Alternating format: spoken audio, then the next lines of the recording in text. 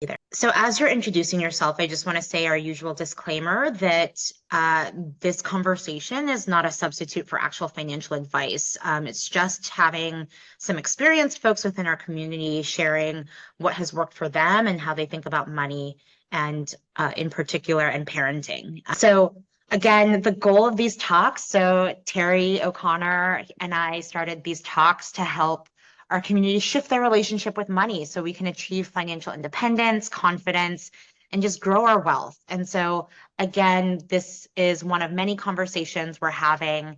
And, we really look forward to all of your feedback and sort of engagement. You can always send Terry or I a message at any time. So with all of that, just real quick, I am Stephanie. I am going to be behind the scenes today, kind of managing the chat, doing a lot of the logistics. And so if you have a question about any of that stuff, or if you can't hear something, just make sure you send me a DM. But I am an impact-driven operations and communications leader, and I've scaled lots of teams and done operations for early Google and the New York Times. And I'm a longtime Xoogler community organizer for both New York and the Women's Network. So that's a little bit about me. And I'm going to hand off to Terry, who is our host for the rest of the session. Thanks, Steph. And I love all the work that you've been doing with the Xoogler over all these years, right? So thank you for all of your work. I'm Terry O'Connor. I'm founder of The Brass, which is a holistic platform for tech women in mid to late stage career. What we do is we guide women through overcoming career transitions, overcoming challenges in career transitions, including salary negotiations. And we do that through one-on-one coaching. We have classes on Maven, and I also run a salary negotiation clinic. I'm a former Wall Street investment advisor and was with Google from 2011 to 2018 in tech recruiting. And I later led the global tech recruiting for Databricks, as well as the executive go-to-market team. And I love these talks. This is our fourth one. I care deeply about how financial decisions kind of inform our career decisions. And in today's conversation, we have these wonderful panelists, and we're going to cover topics ranging from, teaching kids the value of saving, investing, budgeting, and giving, the importance of money mindsets, managing delayed gratification, which that's in our whole lives, right? And real world tactics for preparing kids to make good financial decisions and become financially independent. So again, as Steph said, this is for you. Add your questions in the chat. We want to have, it's a conversation, so we want to, have a discussion. So with that, let's meet our panelists who are super successful moms. And for each panelist, I'd love for you to introduce yourself, tell us the age of your kids, and then the top question, or one of the top questions your kids asked about money. And we'll start with Allison. Thank you. Thank you so much, Terry and Steph. Hi, everybody. It's really great to see you all. That is me, and with my daughter Maeve. She is 22. That's us in Montana this winter. She just moved out there. And I guess the first question is a little bit different in that I was a single parent for a very long time. And there were lots of questions about some of the basics of life. So when we get into the questions a little bit more, I will share some of those with you. But I'm really happy to be here and share as much as I can with you about some of my experiences being a single mom and raising my daughter, who ultimately did take a degree in economics. So maybe I did something right along the way. Awesome. That is fantastic. Well, it looks like you did tons of things right. And I love that photo. Tell us a little bit about your kids and your experience. Hi, everybody. Yeah, I'm Cara de Lange, originally from the Netherlands. I was at Google EMEA in London from 2006 to 2018. I've got two girls. They're 13 and 11. Here we are on a boat trip in Amsterdam. Where my daughter, the funniest question that she's ever asked me is, how much does it cost to buy weed? What is the cost of this? And the little picture that I put below there, I thought was actually quite fun, because this is my oldest daughter at 13, just before she goes to school. But she was very proud of herself because I'd been teaching her about self-worth and she just negotiated a little babysitting job across the road for a little boy of a year and a half. And she was very proud with how much she negotiated per hour, which is sort of £5, a little bit more than $5. But she then added and said to the lady, but if you want me to speak Spanish, I'm fluent in Spanish, it would be like a dollar extra. And so I thought it was interesting to add sort of the body language of kind of how she was looking once she was, also on her self-worth here. And yeah, that's my little story. So That's awesome, Cara. I love how you're teaching negotiation early. well, she sort of did it by herself, but I was more Oh. about teaching her about her own self-worth, and I'll come to that later about the sort of energy of money. Yeah, no, that's fantastic. Thank you so much for sharing. And Saiba, how about you? Tell us a little bit about yourself and your kids, and any questions that came up that you thought were top questions they asked about money. Yes, so hi everyone, I'm Saiba Sabharwal. I worked at Google from 2007 to 2009. Since then, I've actually been a CFO for a bunch of digital health companies. So I do this as my day job as well. These are my kids. My daughter's 16 and my son is 13. So it's an interesting age to kind of keep working on getting smarter about finances. I think the most interesting question that I've gotten from them is about how do you make money when you're not working? This concept of passive income is something that's come up because my husband and I both work in finance. And so it's a more complicated concept, but I'd love to share more about that as we kind of continue the conversation, because I think it's something that hopefully will be helpful to folks, whether they're kids or adults. Thank That's you for awesome, having me. Saiba. And yeah, this idea of passive income, I'd love to, we'd love to talk more about that as well. So that's a great segue into just talking about investment vehicles. I know that a lot of us really, want to get to, hey, what are the tactics? What do we actually do for our kids? I mean, and what are the options? And there's a variety of investment vehicles that are available for kids that you can set up for your children for savings for college, or just for overtime for other expenses. And then there's accounts that you can set up with your kids, and they can help in making those decisions. And Steph has a slide up here that kind of lists some of them, which you may be familiar with 529 plans. You have your custodial accounts. There are some apps that for this talk I had researched a couple things. I don't know if people are really using them widely, but I'd love to hear from everybody on the panel. Like, what have you found the most useful accounts to set up for your kids, where it really helped them learn about finance? But I think as parents, we probably also want to have a little bit of control, especially early on when they're a little bit younger. But Saiba, would you like to start there, since you kind of talked about a little bit about how you went about helping your kids with managing money? Yeah, so in terms of what my daughter manages herself, it's just a debit card and a simple checking account. And she's 16, as I said. We gave her the account a couple years ago, so that's been the best kind of starting point for her. In terms of us, we do have a 529 for each child, as well as a custodial investment account for each child, and those are controlled by the parent. We make the contributions, and we actually show them that we're saving this money for them, hopefully to incentivize them to go to college. So that was the goal of sharing that with them. But that's me. Oh, that's great. And then, that's like you talked about college. I know, Allison, you've been super successful with, mentoring your daughter and guiding her through, all these years. And now she's, I think, out of college, correct? Tell us more about, sort of the investment vehicles that you use to help you get her to where she is now. Yeah, so definitely the 529, obviously, obviously not giving tax advice, but depending on what state you're in, you get tax advantages for using state 529. So I did use one when I lived in New York, and I find that very helpful.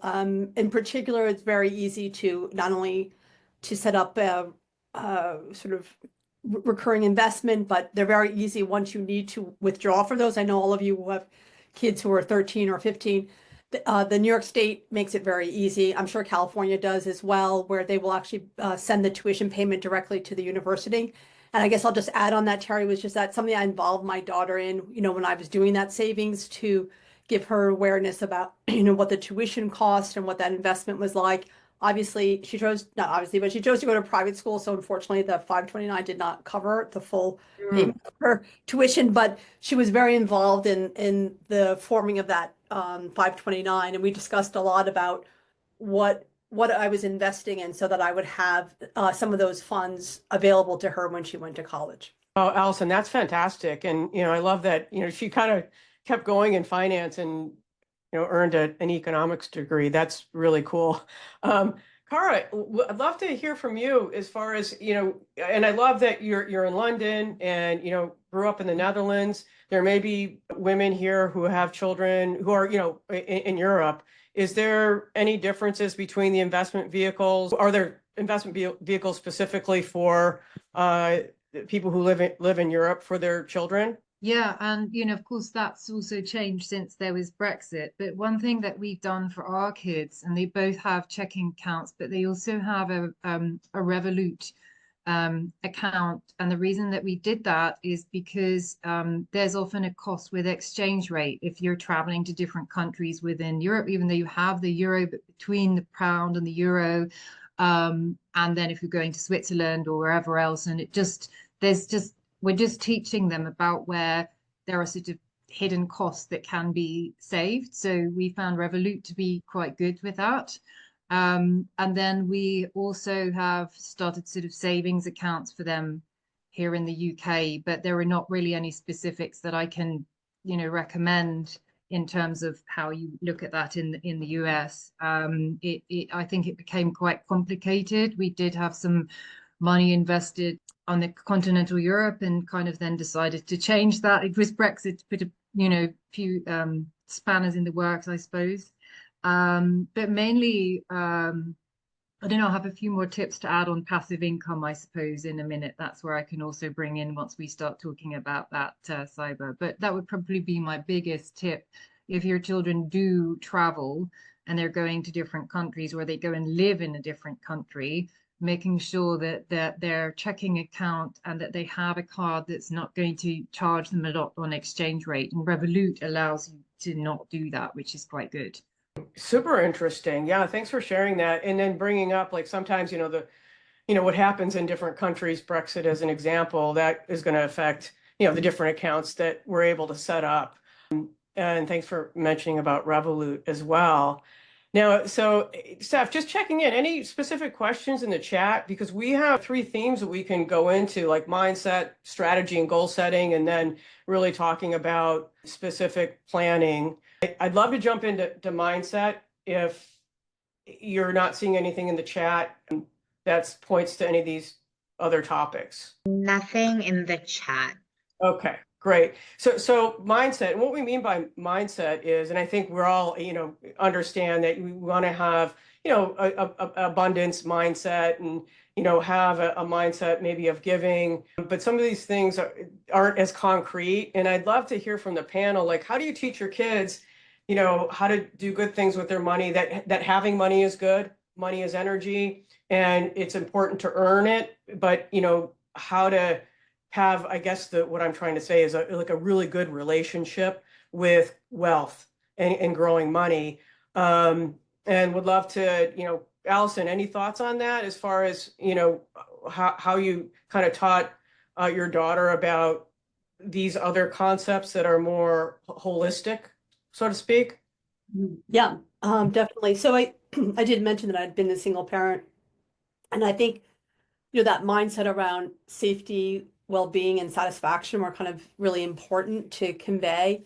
So instead of thinking of sort of, a traditional household, in the community that we were in, to kind of help her feel safe, being led by a single parent and what that meant, and kind of giving her the sense that we weren't diminished in any way in terms of what we were able to achieve. I think the other part of it too is obviously very relevant for us today. I know many people on the West Coast obviously terribly impacted by what's happened with the wildfires, and obviously I saw the volcano erupt in Hawaii. So I know kids obviously are very focused on this. It's something we did a lot of sort of around talking about those, natural events, kind of what was happening and how we could help, our communities. So whether that was, collecting clothes or writing letters. I come from a military family, so we used to send, care packages to service members who were stationed. And I always had her participate in that with me. And, we made it one of our like weekend activities to do something around that. So she had a better understanding about not only how the people were impacted, but I guess also in a small way, how to contribute and feel that we were in a place where we were bountiful enough that we could help others who were obviously having a harder time than we were.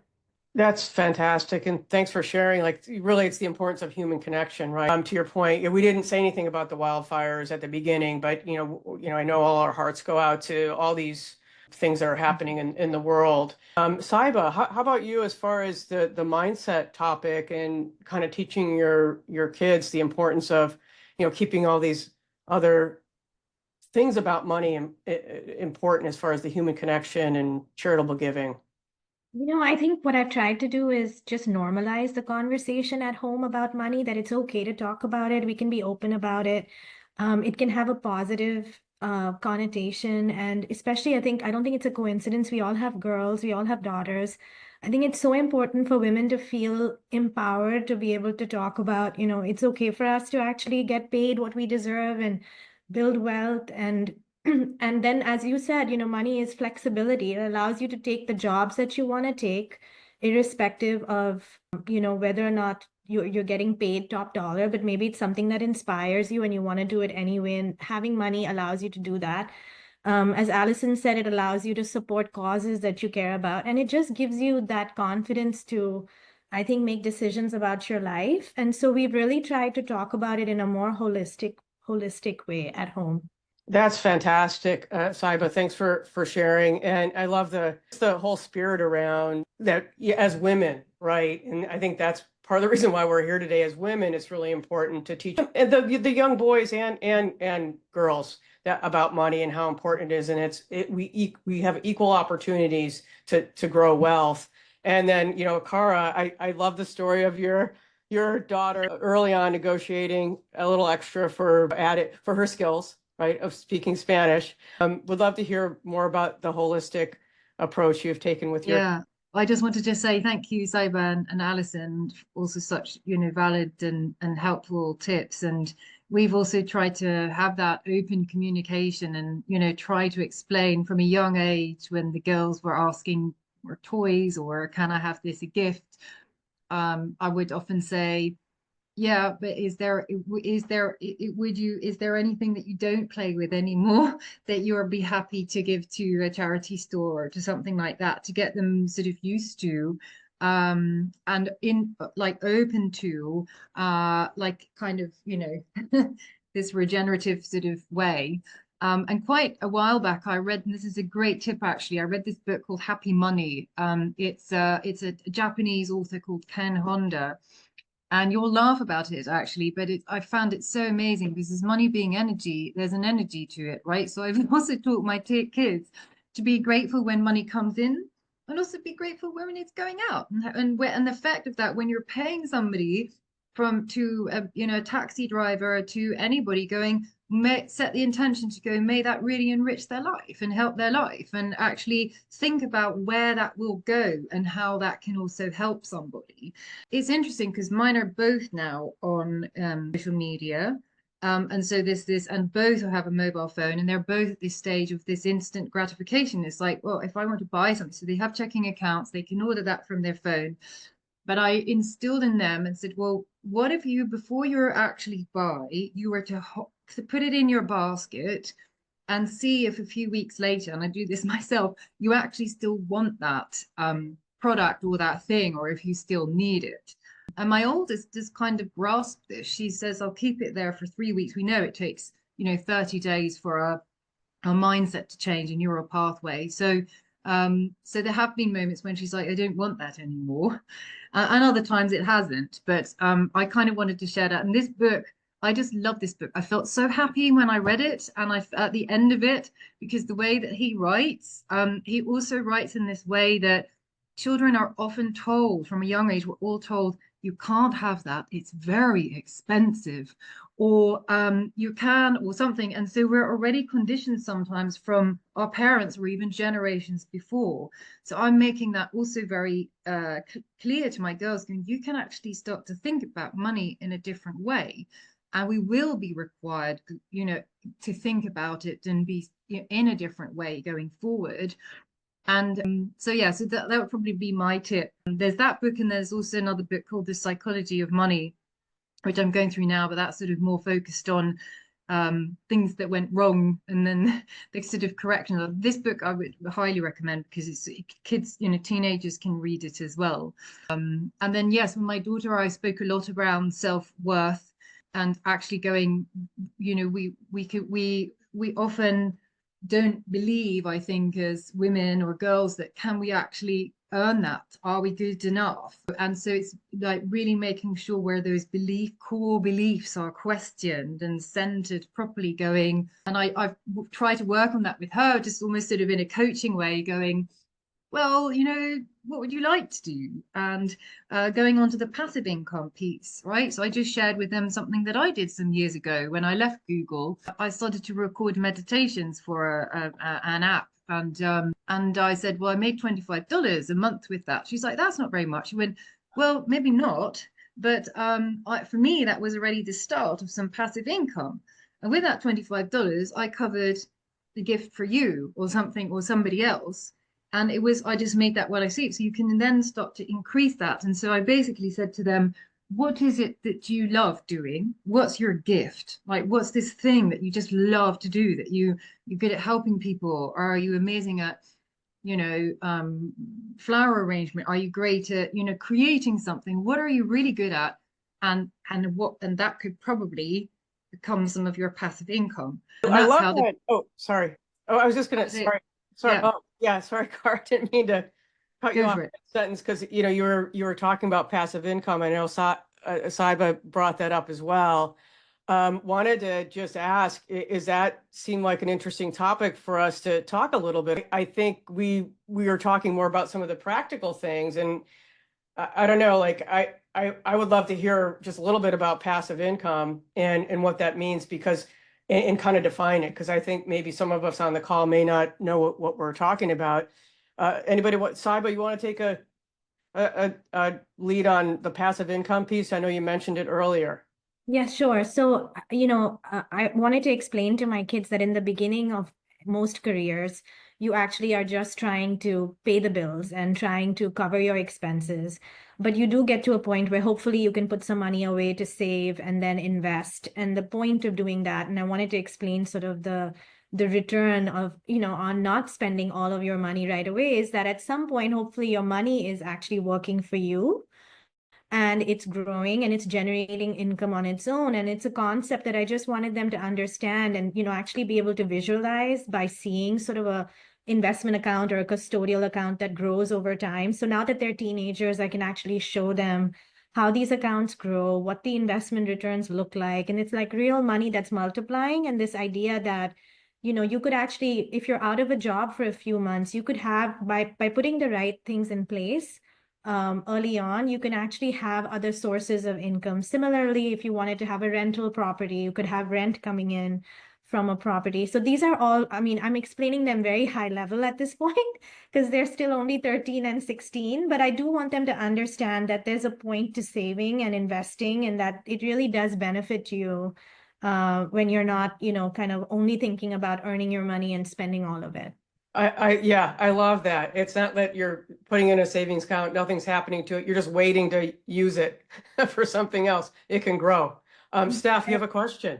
Yeah, I was going to actually ask, piggybacking off of custodial accounts, something that I came across recently was the ability to start a Roth IRA for your kid. Is that a real thing? Like, how does that work actually? Does anyone know? If not, that's okay. We can look it up and share later. But I was like, I had no idea that a child at, like, say, the age of 5 or even at the age of, I don't know, 2 or whatever could actually have a Roth IRA already. I haven't done it personally because you have to make your child an employee. So I think it's probably better suited for, families that maybe have a business or something where I they see. can claim their kids as employees, but I know it exists out there. The custodial account is just something very simple. It's just a joint investment account that would be between you and your child, being shared up until the point that they're an adult, and then it belongs to them. Got it. So custodial's kind of like for everyone. Roth IRA, if you're an independent business owner, then it works for you. You can add them as an employee. Amazing. Yeah, that's great. Thanks for explaining in a little more detail. Hey, Alison, I was curious about too. I mean, again, your daughter is older, and have you kind of passed the baton on her, managing, her money? Some of you have children that are younger, some are kind of in the middle of their teens, basically, and now your daughter has successfully kind of made it through to being an adult. Has she been able to just take all your advice and go with it, or would love to hear more about how she's doing? Well, yeah, thanks for that question. So yeah, she has. I did. So just to answer a couple of questions that came up in here. I did set up a custodial account for my daughter, and is in addition to the 529 we talked about for education. So the custodial account, as Saiba said, we also did together. So we decided on which funds to invest in. Obviously, we didn't do sort of a deep dive equity kind of analysis, but we did look at some of the top investment, and we did talk a lot about. And I think this is something important probably for people who have younger kids, and I'm glad to see it is the ethics around the company, which I know this is not about investment in for clean energy, for sustainability. I mean, all those topics, for the next generation. I'm not saying that we didn't care about this, but I know that generation really is putting their money where their mouth is, so to speak. And that was really important for her, where we invested the money. And now, as you rightly asked, Harry, she is now managing that portfolio herself. We talk a lot about something that Cara also mentioned, sort of like that energy of money. When you're spending it, she's done lots of different kinds of jobs and service, as we all have, and the babysitting examples.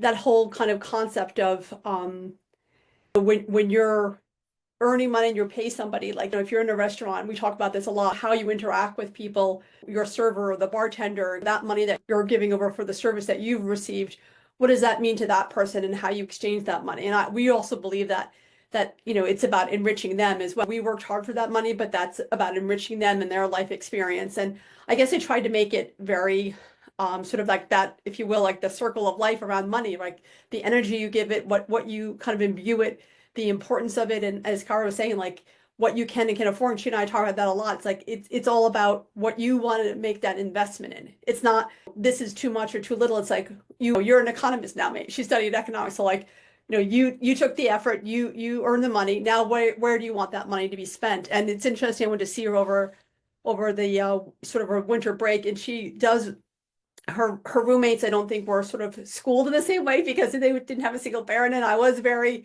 disciplined with her, not in terms of controlling her money, but making sure she understands it. But she runs her household like a very tight ship. She's like only 22, and she's like very disciplined about who's paying the bills and how to share them and how to separate things on Venmo. I think like most people who are my age probably don't have that discipline. And I was really happy to see, because I know a lot of people my age who have kids who are in their 20s say, my kid's getting into debt and they're using credit cards and they're really struggling. And I would just say to all of you who are raising your kids, it is an investment for when you're in your 50s and 60s to see your child being able to kind of live within their means, not meaning like giving them a boundary, but that the money that they earn, they know how to spend, they know how to care for themselves, they can go to the grocery store, pay for their gas. Like, I know these are all things that we all take for granted, but we don't teach that in school, and people don't learn it unless their parents, and you have to kind of model that and practice that for them. And so hopefully that wasn't too long of an answer for kind of where she is today. Not at all. And thanks for sharing those details. I love the circle of life, right? The circle of life of money. I think it's such a way to, talk about it together with the book, Happy Money.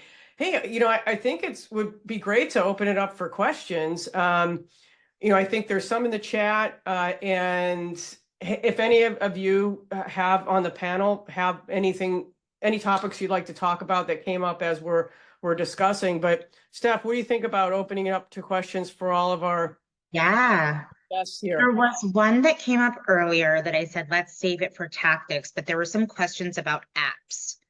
And so Okay. I don't know if you all are using any apps to manage or to teach your kids about finances or manage finances alongside your kids, but someone asked about Greenlight and then someone else asked about GoHenry. So if any of you have experience with any of these apps, would love to just hear your thoughts and obviously other apps and tools that you might use. I saw those apps too. I was curious. I had never used them myself. I'm just commenting. They weren't around in my younger years, but anybody have any experience with either of those? GoHenry or Greenlight? Yeah, so we used Greg Henry before we could actually open a checking account for the kids. It was good for them to get used to sort of hand understanding money coming in, going out, what it looks like. It's set up really well for kids, I think. So I was quite pleased with it. I don't know if it would help with planning. I mean, I love what you just said around that, Alison, and how you showed that to your daughter. And we were joking about, wouldn't that be a great... Actually, my daughter did say, why can't they teach us these things at school?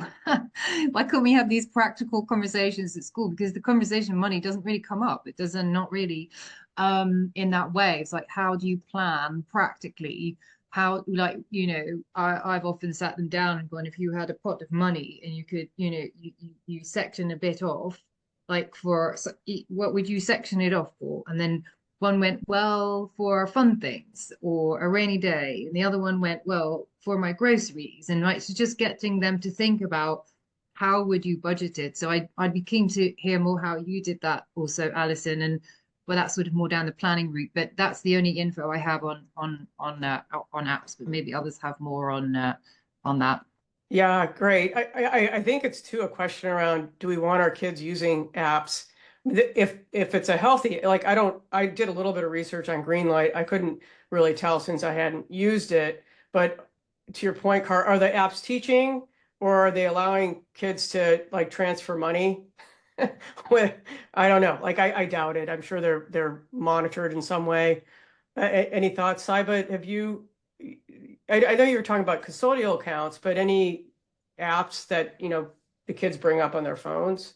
The only thing that my daughter's using is just a simple Bank of America, as I said, checking account and debit card. But it's amazing how having just a specific budget for the year for 12 months has changed her financial decision making so much, because we give her the deposit. It has to last 12 months. And this idea of like pacing yourself and knowing that this is how much you can spend every month and managing a budget at her age has been a great thing, because she now makes decisions about, you know, if she wants to make an expensive purchase, she realizes that she might have to forego some other things that she might want to buy on a monthly basis in order to save up to buy the bigger thing, you know. And so we just wanted her to get used to those ideas, because I think that goes to the delayed gratification piece, this idea of managing a budget and just kind of making decisions that build your own confidence. I think if we can start small and make good decisions on a monthly basis, that's going to set her up for, you know, hopefully making investment decisions and bigger decisions down the line. And so we just wanted to get them started somewhere. Yeah, that's fantastic. So let's open it up for questions. Does anybody have a question? We can take it off recording, by the way, if that's better. Yeah, I see Carrie has a question in the chat. Oh, here. Okay. Want to ask, or do you want us to read it for you? You can unmute. Sure, I can jump on up. Sorry, I'm eating lunch here, so I'm gonna keep my camera Okay. off. But No problem. so I'm going to be a single parent by choice, and I am thinking about the tension between saving for my retirement and saving for college. Like kind of the general advice that I have gotten is that you can get loans and you can, you know, do all sorts of things for college that obviously you can't do for retirement. But I just love some of your thoughts, advice, like what you went through, any sort of ways to kind of help guide my thinking around this as I'm starting to set up some of these things and change my contributions as well. Yeah, for sure. I mean, that's the same advice, Carrie, that I got too, and I did focus on my retirement, although I'm still a long way off from retiring, but I did try to keep that retirement sort of percentage consistent what I could, because to your point, There's likely no one going to be around to help me when I retire, but obviously for college, there are loans, there are state universities, there's the option to go international. There are a lot of options, but unfortunately for retirement, unless, I mean, obviously I could leave the US, but that's a whole other conversation, Terry and stuff. But maybe we should do a whole thing on planning for retirement globally. I love it. Yeah. That'd be cool. Yeah, that'd be super cool.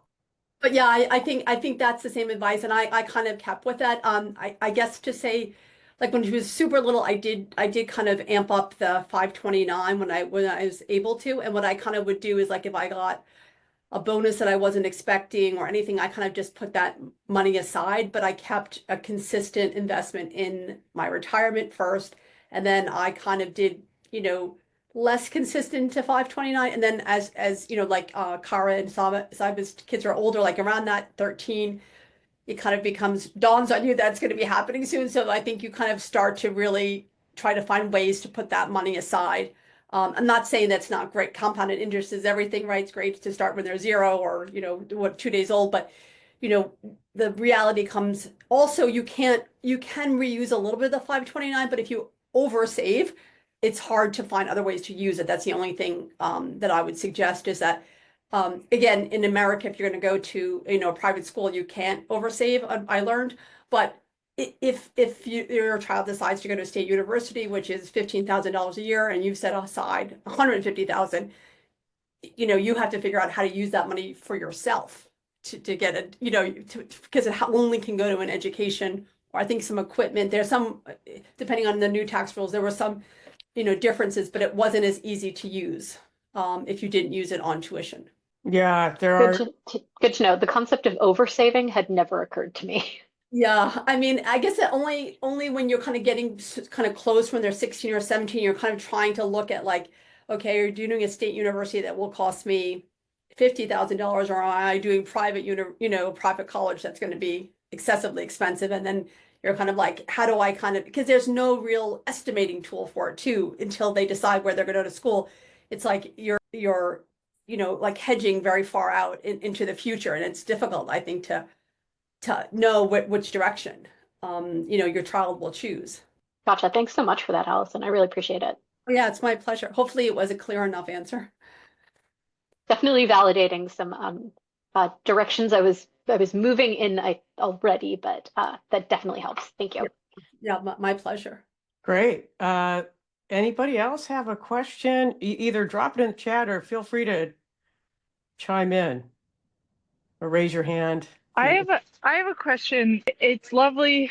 I guess, did you have a plan about age-appropriate education, or did you just kind of make it up as you go, which is much of parenting? I'm just kind of curious if there was like a game plan as to like what you were going to introduce when, or it sounds like some of you really just made it part of like your family culture and conversation. So love that guidance on age-appropriate financial education at home. I can take that one, Terry, if you Right. like. I think when my kids were little, we really started with the basics around just an allowance and budget and, the smallest things possible. Like they wanted to do chores, kind of explaining. My husband and I would joke that we wanted to simulate real life, that money doesn't just appear out of nowhere, that you actually have to work for it. So we wanted them to at least have a sense that, if they wanted to have money to go to Starbucks or do certain things, that, that there would be something associated with that. And so we started very small. All of the concepts I mentioned after that about, investing or having these savings accounts and custodial accounts came much later in the, once they were over the age of 10 or 12. So just wanted to kind of explain that path. Great. Kara, any insight on age? Yeah, I just wanted to build on that actually, Cyber. We did something similar, kind of just, depending on when they actually started to become aware of what the cost things were in a shop or something, right? Because, sometimes you have your child next to you and they're like, oh, and how much does this cost, right? So then the conversation started to come up around, is there something that is cheaper? Is this the right price? And so those were the conversations. But also that conversation of money just doesn't appear from somewhere. And I became very conscious of that myself. I had to go back way back into like my childhood and go, well, what was I taught? And what was my mother taught before that, or my or my parents, right? And what of that have I still got? And what of that do I want to bring to them or not, right? Because sometimes we want to break a certain chain of how things are brought over. So I just started to actually listen to my intuition. Whereas my husband was very much more, going to make a document and we're going to just, state all the things. And I kind of went, I think we've got to see how each child goes. And then also if they start asking about it. So in answer to that question, I think you were right, Regina. There's a lot around parenting that's very much we learn as we go. But we did want to install with them that it doesn't just appear, and that actually, we do work as a team, and within teamwork, we're all doing things. And so we did give them some sort of pocket money for if they were helping out. But now we've changed that to an allowance in a slightly different way, as you have, Cyber. So hopefully that answers the question a bit. Thank Yeah, you. that's That was super the only one helpful. thing I wanted to say is we're all gonna get it wrong at one point, right? Because later on, that's the other thing that I learned is that that's part of the whole part of parenting, the whole part of being human, isn't it? Where we're going to make mistakes, and also owning those.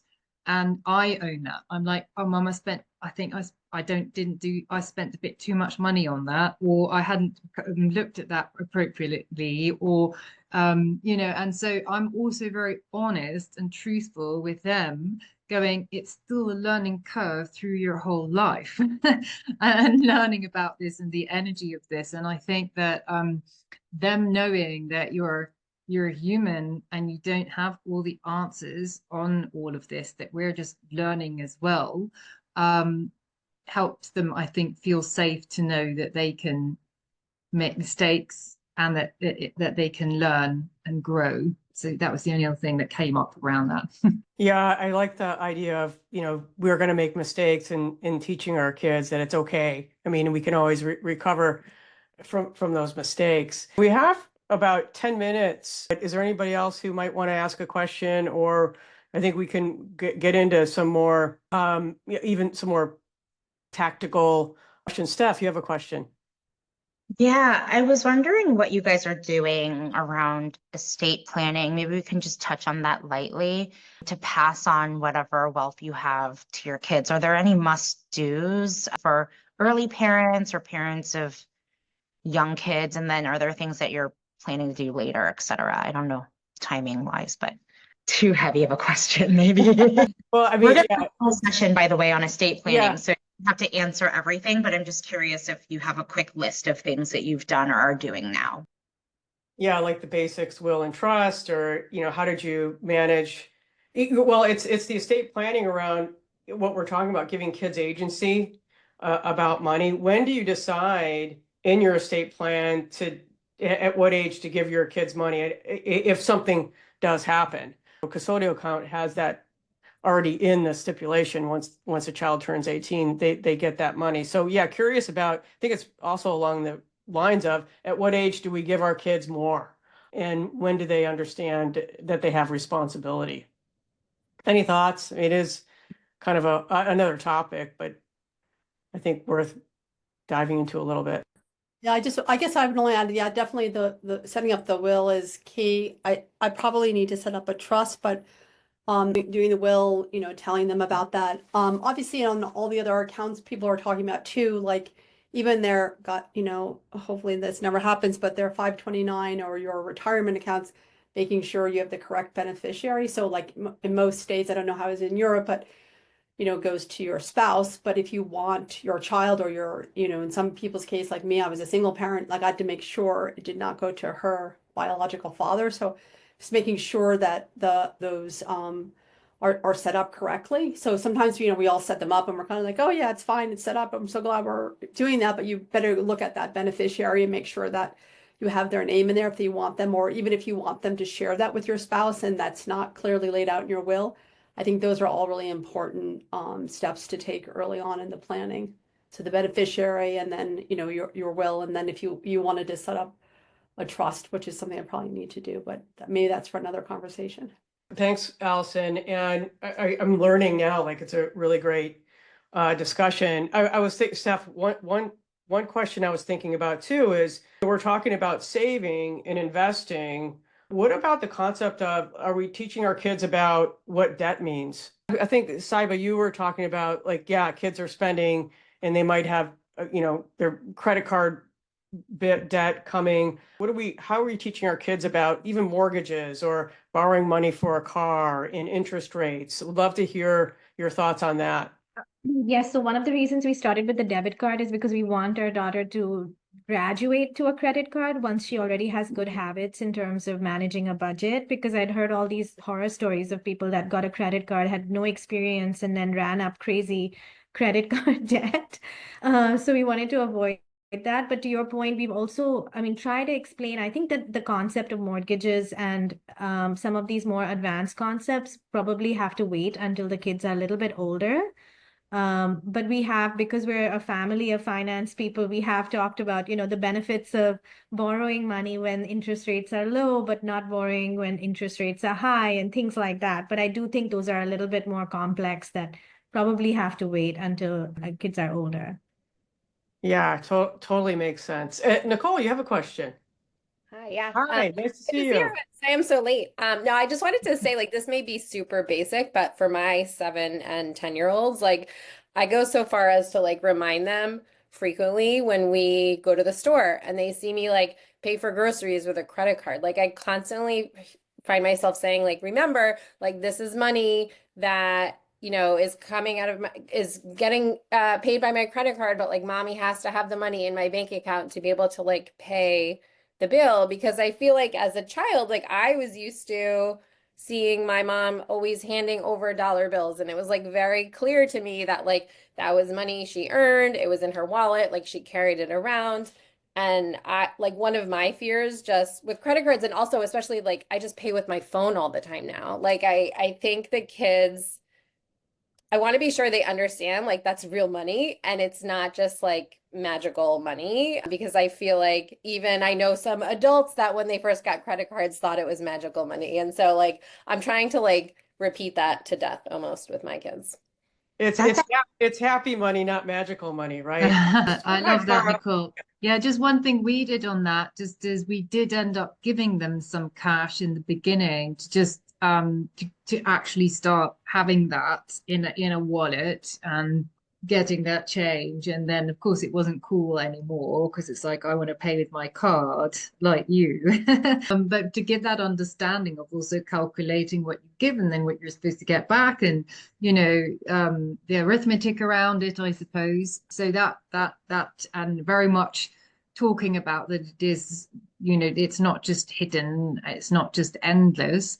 We haven't started on any succession planning as yet. We still think that's a bit, you know, we've just started on the will and talking about beneficiaries. It feels quite confrontational, I think, when you start to talk about, but it also needs to be done. But we haven't talked about really any of that, but I'm sure it will come. But yeah, it's a hard topic. But yeah, Nicole, I would agree with that it's not just invisible, right? Actually, I was going to pile on to the credit question, which is there anything that, so first of all, helping your child build credit early sounds like a really smart thing to do. Thanks, Carrie. Thanks for joining. Have any of you already added your children to your credit cards as an authorized user, even if you don't give them the credit card, just to help them start building credit? At what age did you start doing that with them, if you did do that? Or maybe no one did it. I did it fairly early on, I would say, and then we had to, like, you know, talk a lot about what it was being used for and the purpose. I mean, we only had like one incident that required like a chit chat about what to do with that, using it for something on the App Store. But mostly it was a bit of a requirement as a single parent for when she was with other family members or things like that. But I guess it's such an amorphous thing when it's on a credit card or on a phone. You know, it's hard to really like tie that down to something, and that try as hard as I can to kind of explain what it would be used for, or an example where you wouldn't have that cash, or how to conceptualize that. But I think anywhere up to maybe 15 or 16, I think it's very hard to do. But yeah, she did have it, I think, probably on the earlier side because of that. Yeah, I Great. can't remember. I feel like my parents added me when I was like 16 or something, maybe, and then just didn't give it to me. I didn't have advice as parents and teaching me. Well, I did. They're great parents. So anyway. Yeah, I think it depends like, when you grew up. I know for me, we didn't have credit cards available. I don't even know if my mom had a credit card.